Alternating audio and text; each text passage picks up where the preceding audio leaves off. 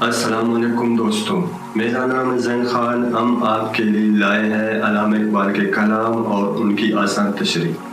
دوستوں، آج کے کلام میں علامہ اقبال نے ایک کافر کے زندگی گزارنے کا طریقہ، اس کا مقصد کیا ہے اور وہ کیا چاہتا ہے، اس کی سوچ کیا ہے، یہ ہمیں اس کلام میں سمجھایا ہے، اور ساتھ ساتھ میں یہ بھی بتاتے ہیں کہ ایک مسلمان کی زندگی کیسی ہوتی ہے، اس کی سوچ کیا ہوتی ہے، اس کی خواہش کیا ہوتی ہے اور اس کو کیا کیا فائدے ملتے ہیں۔ تو چلتے ہیں آج کے کلام کی جانب، پھر آتے ہیں اس کے آسان تشریح کی طرف۔ کل ساحل دریا پہ کہا مجھ سے خضر نے،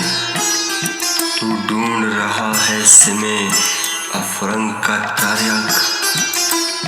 ایک نقطہ میرے پاس ہے شمشیر کی مانند، برنداؤ ثقیل زداؤ روشن و براق،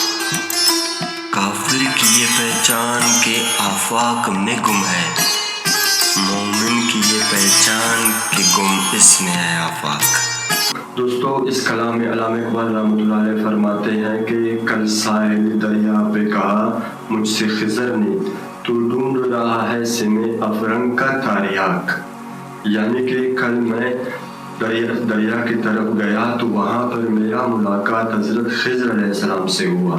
اور حضرت خضر علیہ السلام نے مجھے دیکھ کر میری پریشانی کو سمجھ گئے، اور اس نے مجھ سے پوچھا کہ اے اقبال، کیا آپ اس لیے پریشان ہو کہ ہم یورپ کے غلام ہو گئے ہیں، اس کے پنجے میں آ گئے ہیں، اور ہماری آزادی اور ہماری خود مختاری ختم ہو گئی ہے،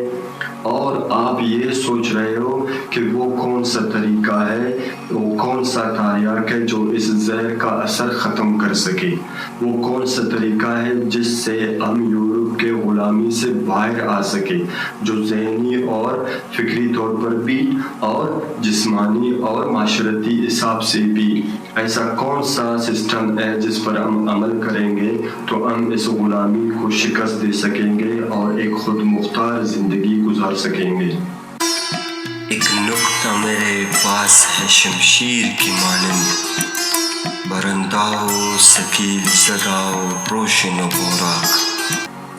یعنی کہ حضرت خضر علیہ السلام نے اقبال سے فرمایا کہ اے اقبال، آپ پریشان نہ ہو، میرے پاس ایک ایسا نسخہ ہے، ایک ایسی پوائنٹ ہے، ایک ایسی اچھی بات ہے جو میں آپ سے شیئر کروں، اگر آپ کو بتا دوں تو آپ کا جو یہ پریشانی ہے یہ ختم ہو جائے گا، آپ خوش ہو جاؤ گے اور آپ کو دلی سکون ملے گا اور آپ کی سمجھ میں اضافہ بھی ہوگا، اور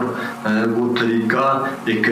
یا وہ پوائنٹ ایک ایسا ہے کہ وہ تیز تلوار جیسا ہے، اس کا اثر تیز تلوار جیسا ہے، اور تلوار بھی وہ جس کو ابھی ابھی تیز کیا ہو اور اس کی تیزی کا اثر یہ ہو کہ اس کی تیزی کی وجہ سے اس میں ایک روشنی اور ایک چمک پیدا ہوئی ہو، تو ایسا پوائنٹ ہے کہ وہ اس طرح کی تیز تلوار جیسی اس کی حیثیت ہے۔ کافر کی یہ پہچان کہ آفاق میں گم ہے، مومن کی یہ پہچان کہ گم اس میں ہے آفاق۔ یعنی کہ ایک کافر ہوتا ہے وہ ہمیشہ آسمان میں گم ہوتا ہے، اور ایک مومن ہوتا ہے وہ اس کے سینے میں آسمان اس کے سینے میں گم ہوتا ہے۔ یعنی اس کا مطلب یہ ہے کہ ایک کافر انسان ہمیشہ دنیا کی چیزوں سے ڈرتا ہے اور وہ ان چیزوں کی عبادت شروع کرتا ہے، یعنی مثال کے طور پر پرانے زمانے کے لوگ جس طرح سورج کا، ستاروں کا، چاند کا، آگ کا، پہاڑوں کا، سانپوں کی عبادت کرتے تھے، اور بے شمار ایسی چیزیں ہیں جن سے لوگ خوفزدہ ہو کر ان کی عبادت شروع کرتے تھے۔ اور اس کے علاوہ اس کی دوسری مثال یہ ہے کہ جس طرح کافر لوگ دنیا کی زندگی کو ہمیشہ کی زندگی سمجھ کر، یعنی وہ یہ سوچتے ہیں کہ بس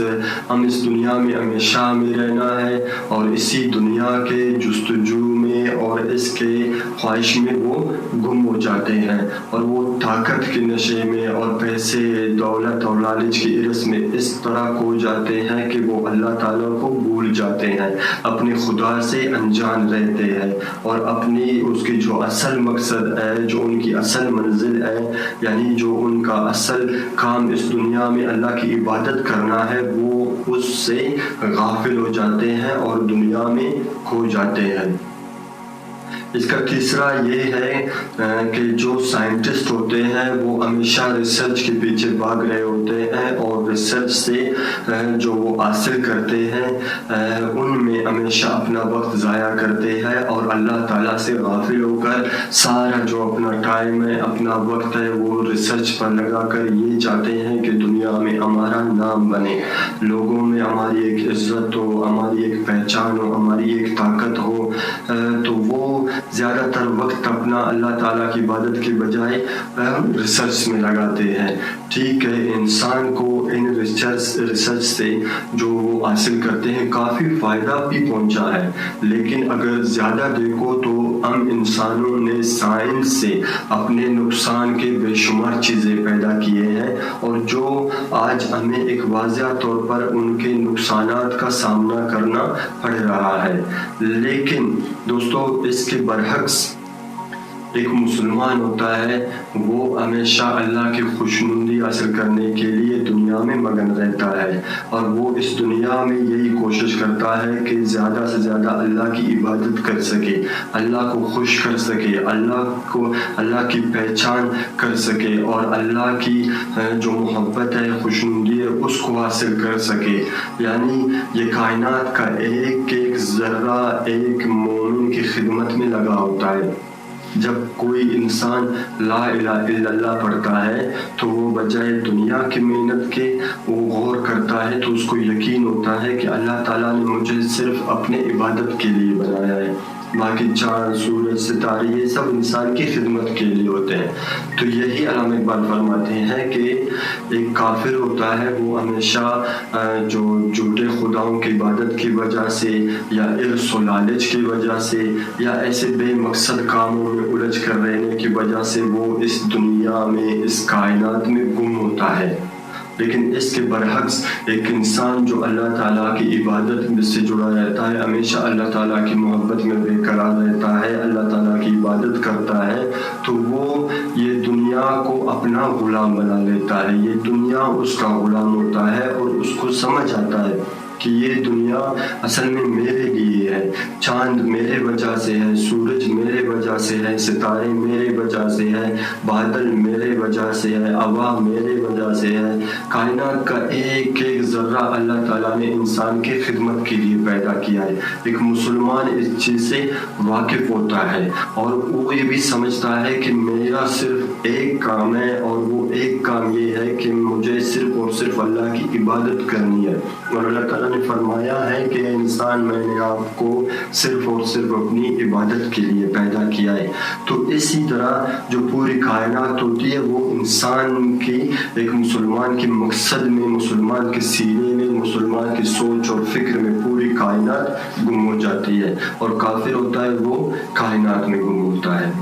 دوستو، یہ رہا آج کا کلام۔ انشاءاللہ کوشش کریں گے کہ اور بھی اچھے کلام، اچھے پیغام جن سے ہماری سوچ میں اضافہ ہو اور ہماری سمجھ،